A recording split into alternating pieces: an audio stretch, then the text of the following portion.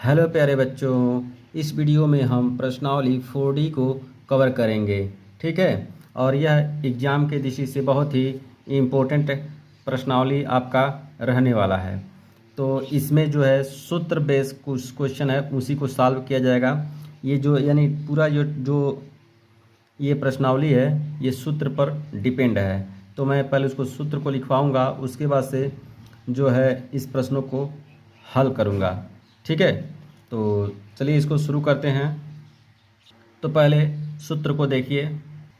प्यारे बच्चों, आप जानते हैं द्विघात समीकरण इस रूप का अगर है x square plus b x plus c equal to 0, तो अगर ये जो है कि ये द्विघात समीकरण का अगर हमको गुणनखंड पता हो जाता है, यानी इसको हम हल करते हैं गुणनखंड हो जाता है, तो उसका हम डायरेक्ट उसी मेथड से कर देते हैं। लेकिन कुछ ऐसे जो होते हैं जिनका गुणनखंड ही नहीं हो पाता है, तो उसके लिए हम सिरधार्य 4 विधि का फार्मूला का प्रयोग करते हैं। तो ये फार्मूला देखिए, इसको यहाँ पे ये मिलेगा x equal to minus B plus minus और करड़ी में b का स्क्वायर माइनस 4ac अपन 2a। ये फार्मूला वहाँ यूज होता है जहाँ पे कोई द्विघात समीकरण का हल न हो पाए, यानी फैक्टर न हो पाए, गुणनखंड न हो पाए, तो यहाँ पे हम ये वाला सूत्र लगाएंगे x equal to minus B plus minus root में बी स्क्वायर माइनस 4ac अपन 2a। ठीक है। उसके बाद से यहाँ पे देखिए, तो इसी सूत्र का हम प्रयोग करके इन सभी प्रश्नों को हल करेंगे।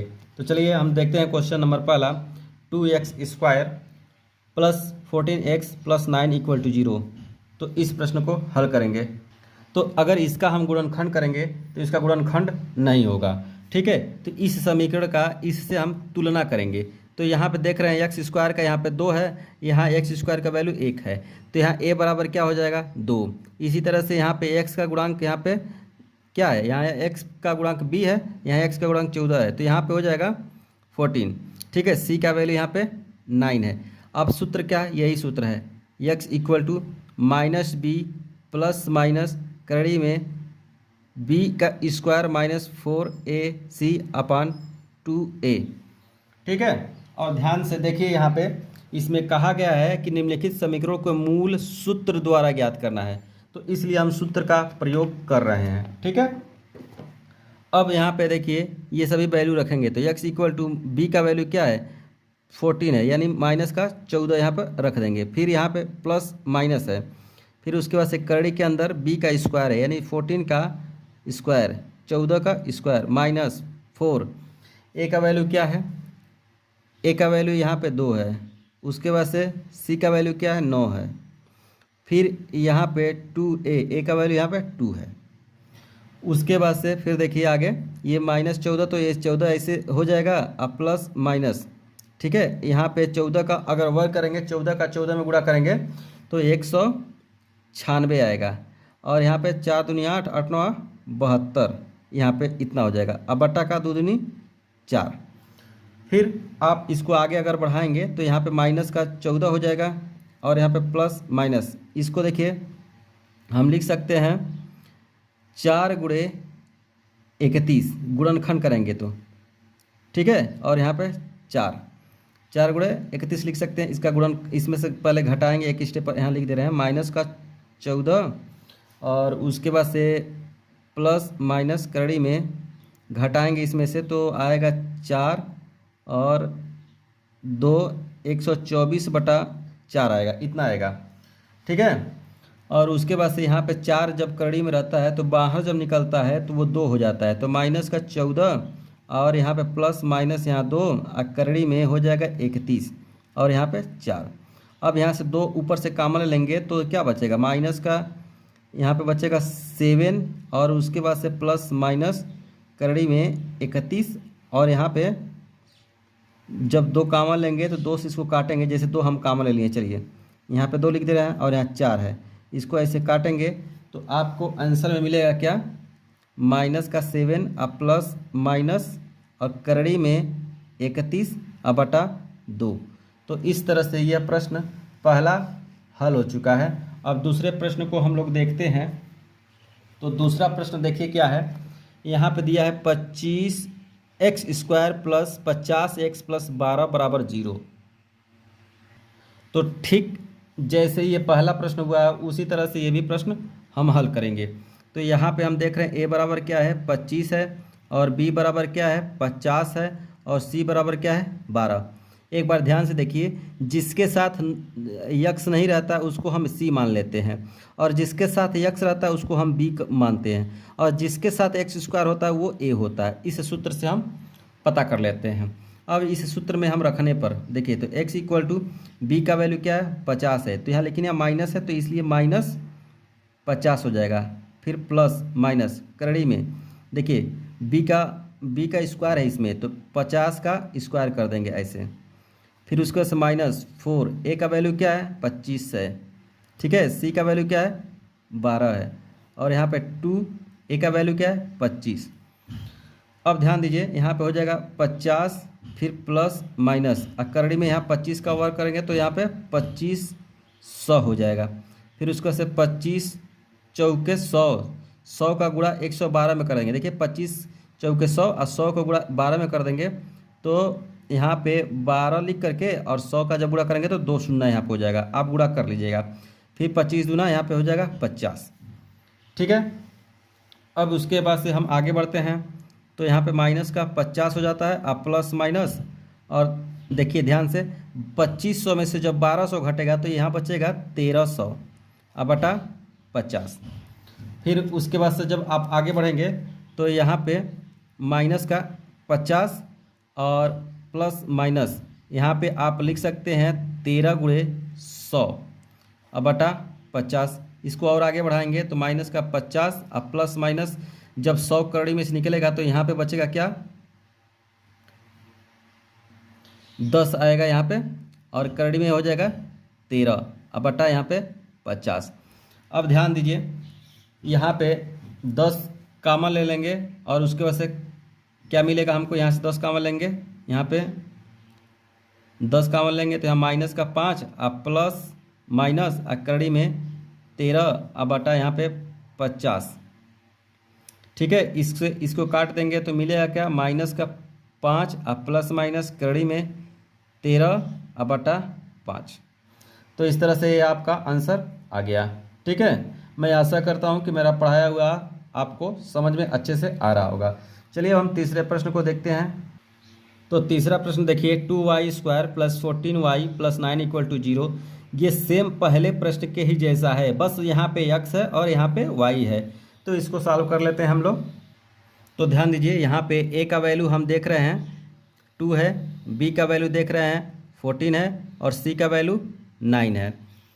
और इसका सूत्र क्या होता है, अगर y है तो यहाँ पे y बराबर हो जाएगा माइनस का b प्लस माइनस करड़ी में b का स्क्वायर माइनस 4ac अपन 2a, ठीक है। यहाँ पे माइनस का b का क्या है माइनस का 14 अब प्लस माइनस करड़ी में b का वैल्यू क्या है 14, तो 14 का स्क्वायर कर दीजिए, यहाँ -4, a का वैल्यू क्या है 2 है, उसके वजह से c का वैल्यू क्या है 9 है, और नीचे क्या है 2a का वैल्यू 2 है। ध्यान दीजिए फिर उसके बाद से माइनस का यहाँ पे 14 है, प्लस माइनस ये तो रहेगा ही, और यहाँ 14 का स्क्वायर करेंगे तो 196 होगा, और 4 दूनी 8 9 72, यहाँ पे हो जाएगा आपको मिलेगा 72। ठीक पहले की तरह से ये प्रश्न है। फिर उसके बाद से यहाँ पे माइनस का 14 अब प्लस माइनस इसको घटाएंगे तो 124 आया था तो 124 आएगा। फिर उसके बाद से यहाँ पे 4 है। अब ध्यान दीजिए यहाँ पे 14 है प्लस माइनस, आप इसको लिख सकते हैं 4 गुणे 31 अब बटा 4। यहाँ से आप 4 जब करड़ी में से निकालते हैं तो बाहर जब करड़ी में से बाहर निकलता है तो वो 2 हो जाता है, तो यहाँ हो जाएगा माइनस का 14 और प्लस माइनस यहाँ पे 2 करड़ी में 31 अब बटा 4। अब जब 2 इसमें से कॉमन ले लेंगे तो क्या बचेगा, देखिए 2 जब कॉमन लेंगे तो माइनस का 7 अब प्लस माइनस करड़ी में 31 अब बटा 4, काटिएंगे इसको तो मिलेगा क्या आंसर आपको -7 प्लस माइनस करड़ी में 31 अब बटा 2। तो ये आपका आंसर है, ठीक है। मैं आशा करता हूं कि यह प्रश्न आपको अच्छे से समझ में आए होंगे। चलिए अब हम लोग चौथे प्रश्न की तरफ चलते हैं। तो यहाँ पे देखिए, ये आपका चौथा प्रश्न है। यहाँ पे एक्स स्क्वायर का गुणांक 2 है तो a बराबर 2 हो जाएगा। फिर x का गुणांक -3 है तो यहाँ पे 3 हो जाएगा। फिर c बराबर आप जानते हैं 4। फिर इसी सूत्र में आप वैल्यू रखेंगे इसमें, ठीक है।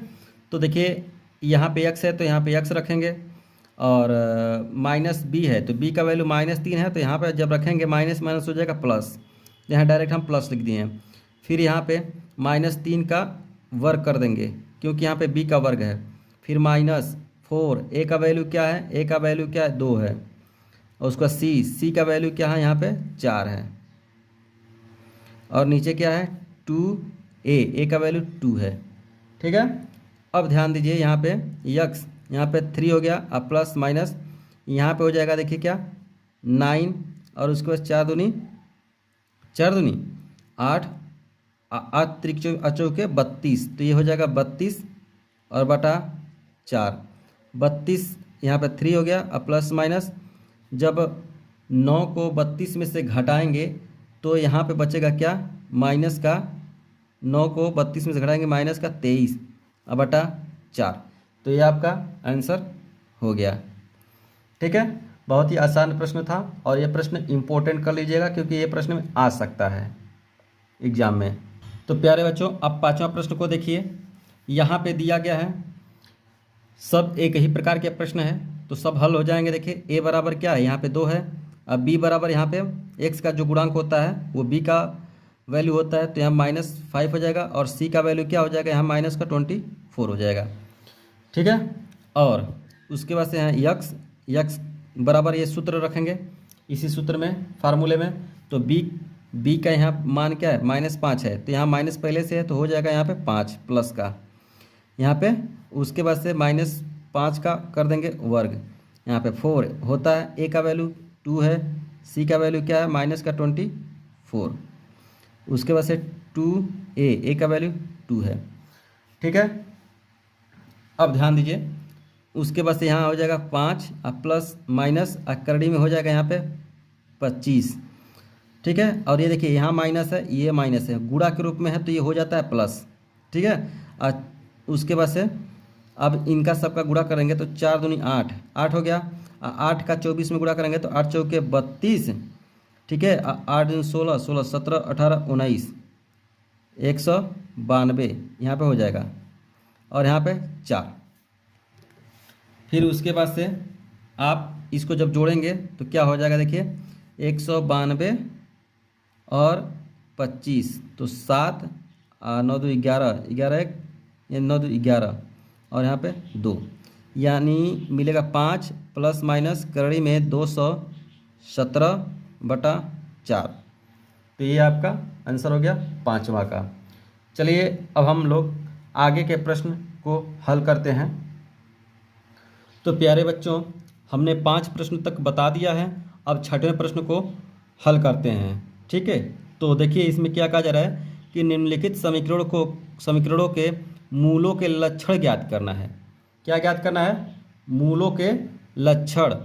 तो लक्षण ज्ञात करने के लिए उसके लिए अलग से एक सूत्र है, तो उसके बारे में हम डिस्कस कर देंगे, तभी ये प्रश्न हम हल करेंगे तो आपको समझ में आएगा, ठीक है। तो चलिए हम उसको पहले डिस्कस कर देते हैं, मूलों के लक्षण कैसे पता करते हैं उस सूत्र को।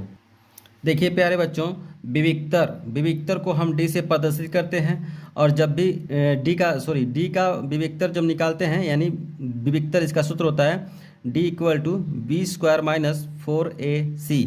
कब, जब द्विघात समीकरण हो, जैसे ax² + bx + c = 0, ठीक है। तो इसका हम लक्षण जानने के लिए इस सूत्र का प्रयोग करते हैं। और एक बात और बता दें, अगर d का वैल्यू 0 है तो लिखेंगे दोनों मूल समान है, ठीक है। और वास्तविक भी है, वास्तविक भी नहीं, दोनों मूल समान है लिखेंगे। फिर d बराबर, अगर कोई भी वैल्यू प्लस का आता है, ठीक है, तो हम बोलते हैं कि दोनों मूल वास्तविक है। देखिए प्लस में कोई भी संख्या आ जाएगा, जैसे कि डी बराबर कोई 6 आ गया, चाहे 7 हो गया, चाहे बस प्लस आना चाहिए। प्लस से मतलब है और कोई भी संख्या हो। देखिए जीरो न तो धनात्मक होता है न तो ऋणात्मक होता है, न तो प्लस होता है न तो माइनस होता है, तो इसको छोड़ देंगे।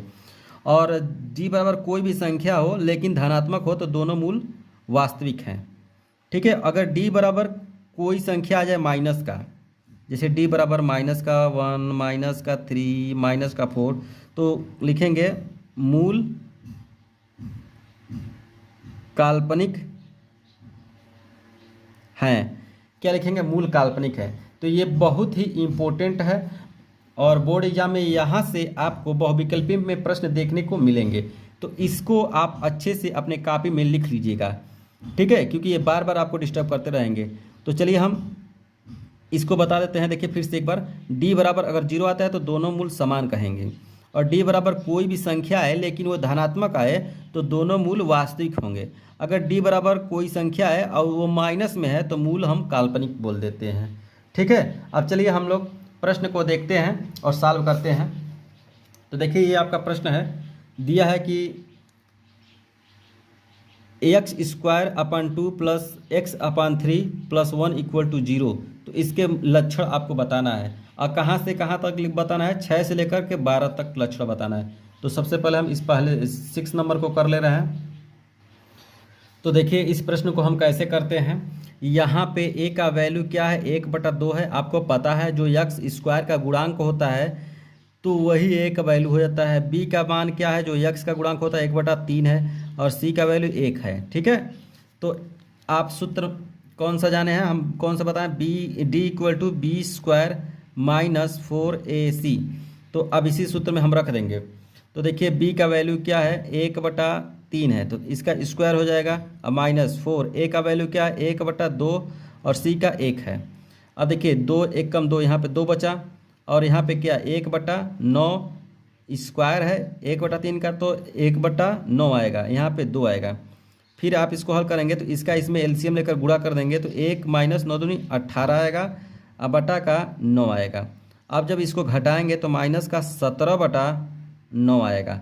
अब हम देख रहे हैं कि यहाँ पे डी का जो वैल्यू है हल करने पर क्या आ रहा है? ऋणात्मक आ रहा है, यानी माइनस आ रहा है। तो डी बराबर यहाँ पे क्या आया? माइनस का आया। तो हम लिखेंगे मूल काल्पनिक है। ठीक है, इस तरह से यह आपका 6वां प्रश्न हल हो चुका है, मूल काल्पनिक है। अब हम लोग 7वें प्रश्न को हल करेंगे, तो चलिए करते हैं। तो ध्यान दीजिए प्यारे बच्चों, यहाँ पे दिया है 3x² - 4 रूट में 3x + 4 = 0। तो इसको आपको यानी इसका लक्षण बताना है। तो आपको मैं बताया हूँ कि जो x² का गुणांक होता है वो उसका वैल्यू a का होता है, तो 3 हो गया।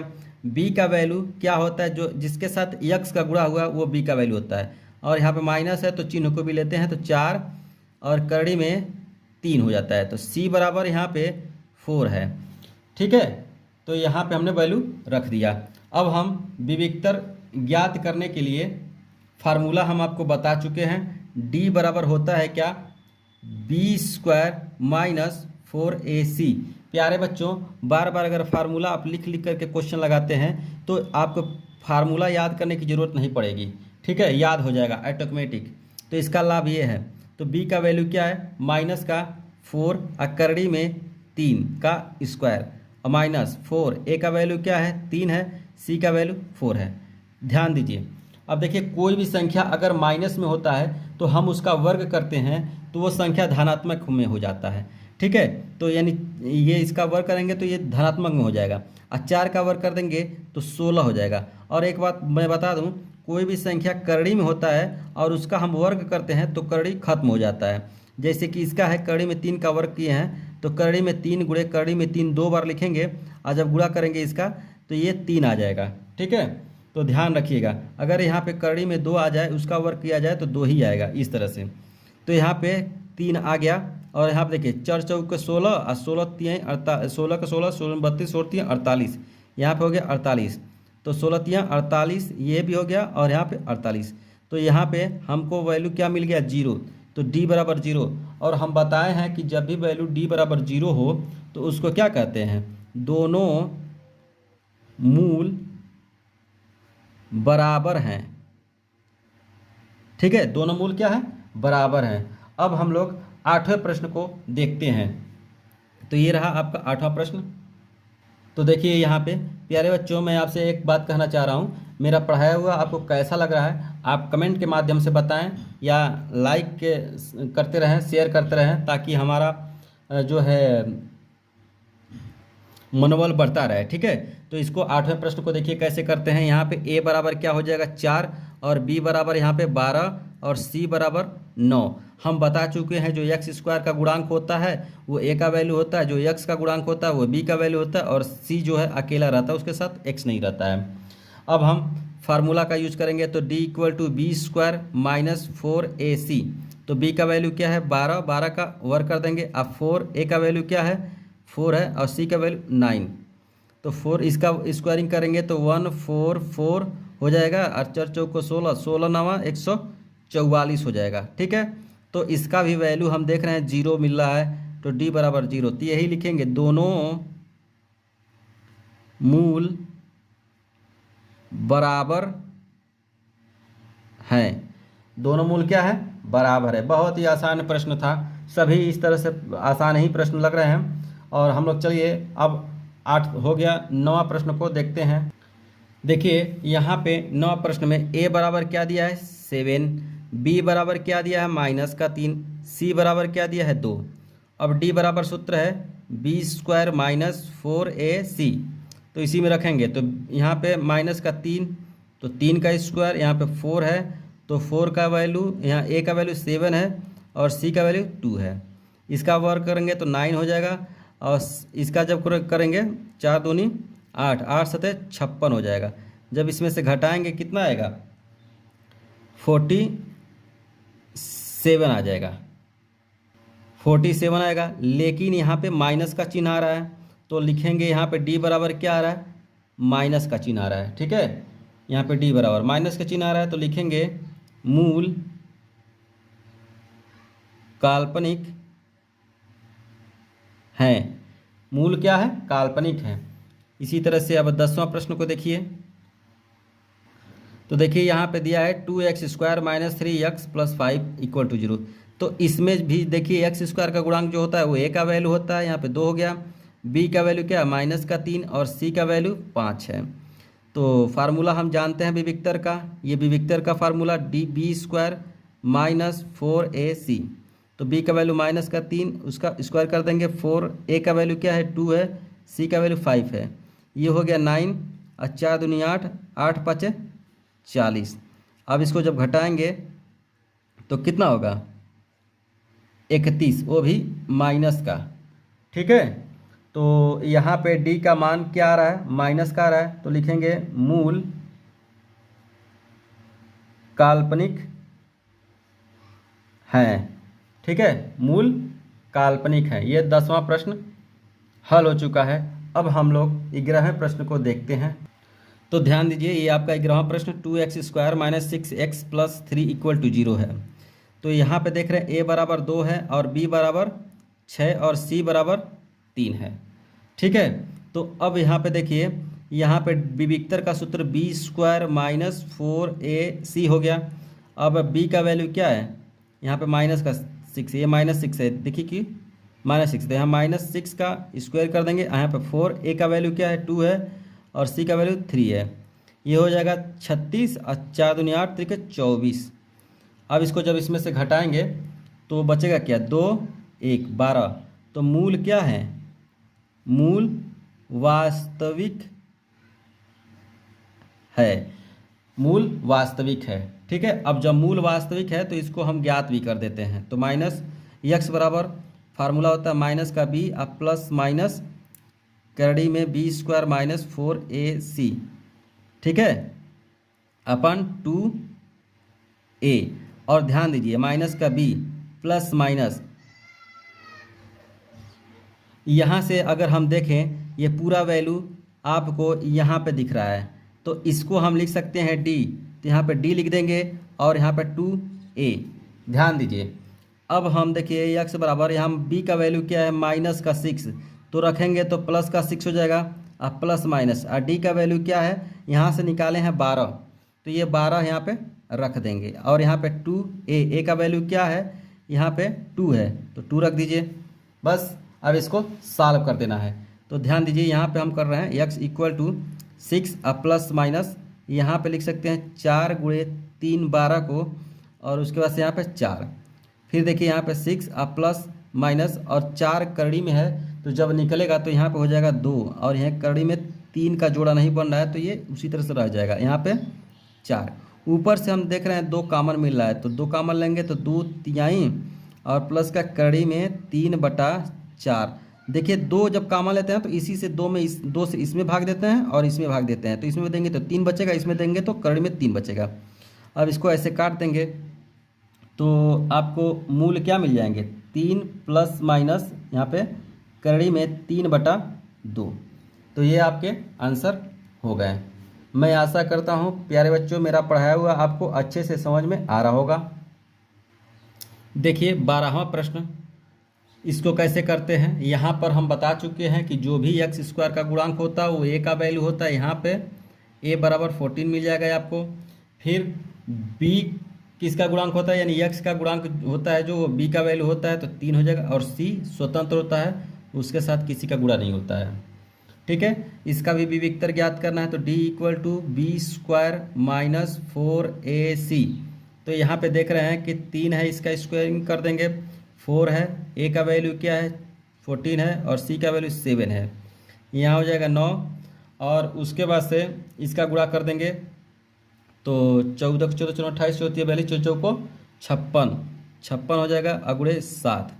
अब फिर से 9 और 7 × 6 = 42, और 7 × 5 = 35, 36 37 38 39, इतना हो गया।